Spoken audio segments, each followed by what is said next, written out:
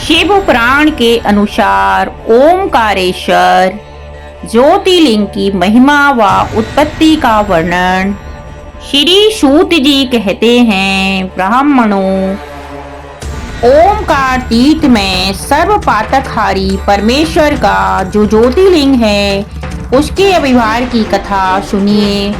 सूत जी बोले, महर्षियों, ओमकार तीर्थ में परमेश ज्योतिर्लिंग जिस प्रकार प्रकट हुआ वह मैं बताता हूँ, प्रेम से सुनो।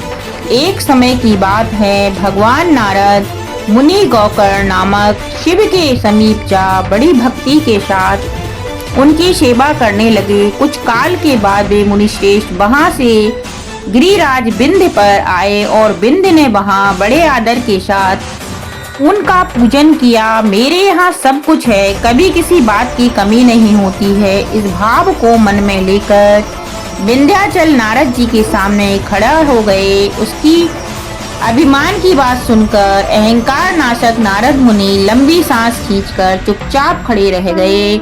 यह देख विंध्य पर्वत ने पूछा, आपने मेरे यहाँ कौन सी कमी देखी है? आपके इस तरह लंबी सांस खींचने का क्या कारण है? नारद जी ने कहा, तुम्हारे यहाँ सब कुछ है, फिर भी मेरु पर्वत तुमसे बहुत ऊंचा है।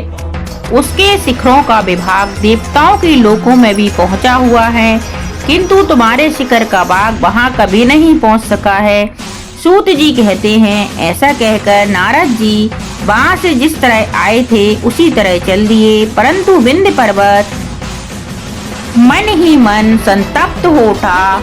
अब मैं विश्वनाथ भगवान शंभु की आराधना पूर्वक तपस्या करूंगा, ऐसा हार्दिक निश्चय करके वह भगवान शंकर की शरण में गया। तदंतर जहाँ साक्षात ओमकार की स्थिति है वहाँ प्रसन्नता पूर्वक जाकर उसने शिव की पार्थिव मूर्ति बनाई और 6 मास तक निरंतर शंभु की आराधना करके शिव के ध्यान में तत्पर हो वह अपनी तपस्या के स्थान से हिला तक नहीं। विंध्याचल की ऐसी तपस्या देखकर पार्वती पति प्रसन्न हो गए। उन्होंने विंध्याचल को अपना वह स्वरूप दिखाया जो योगियों के लिए भी दुर्लभ है।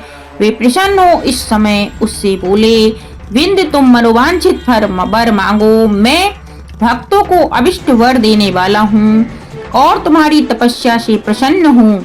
विंध्य बोला, देवेश्वर शंभु, आप सदा ही भक्त वत्सल हैं।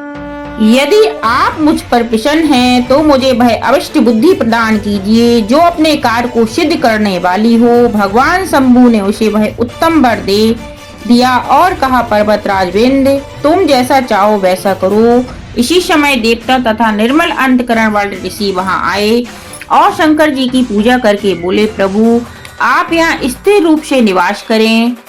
देवताओं की यह बात सुनकर परमेश्वर से प्रसन्न हो गए और लोगों को सुख देने के लिए उन्होंने सहर्ष वैसा ही किया। वहाँ जो एक ही ओंकार लिंग था वह 2 स्वरूपों में विभक्त हो गया। प्रणव में जो सदाशिव थे वे ओंकार नाम से विख्यात हुए और पार्थिव मूर्तियों में जो शिव ज्योति प्रतिष्ठित हुई उसकी परमेश्वर ही अमलेश्वर भी कहते हैं। इस प्रकार ओमकार और परमेश्वर ये दोनों शिवलिंग भक्तों को अभिष्ट फल प्रदान करने वाले हैं। उस समय देवताओं और ऋषियों ने उन दोनों लिंगों की पूजा की और भगवान वृषभध्वज को संतुष्ट करके अनेक वर प्राप्त किए। तत्पश्चात देवता अपने अपने स्थान को गए और विंध्याचल भी अधिक प्रसन्नता का अनुभव करने लगा। उसने अपने अभिष्ट कार्य को सिद्ध किया और मानसिक परिताप को त्याग दिया। जो पुरुष इस प्रकार भगवान शंकर का पूजन करता है वह माता के गर्भ में फिर नहीं आता और अपने अभिष्ट फल को प्राप्त कर लेता है, इसमें संशय नहीं है।